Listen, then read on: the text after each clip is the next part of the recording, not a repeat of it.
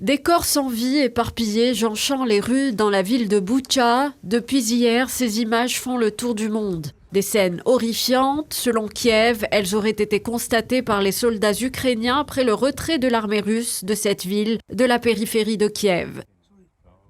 Suite à leur diffusion, le gouvernement ukrainien parle de génocide et accuse l'armée russe serait responsable de ces exactions. Pour les Nations Unies, le mot est lâché, il pourrait s'agir potentiellement de crimes de guerre.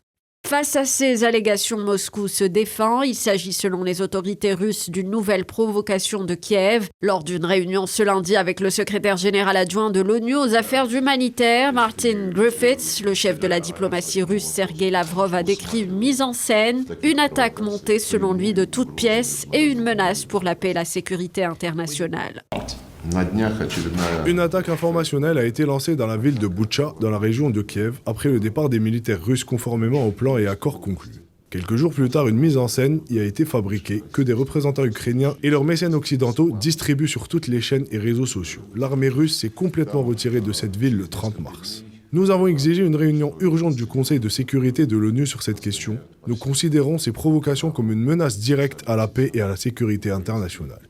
Auparavant, le ministère de la Défense russe a indiqué qu'aucun civil n'a subi d'actions violentes lorsque ses troupes étaient présentes à Boutcha. Dans un message vidéo, le maire de la ville ukrainienne, Anatoly Fedoruk, annonçait que le 31 mars resterait dans l'histoire comme étant le jour de la libération de sa ville, sans évoquer les scènes des cadavres entassés dans les rues. Plusieurs médias présents à Boutcha ont également précisé ne pas avoir été en mesure de vérifier de manière indépendante qui était derrière ces exactions.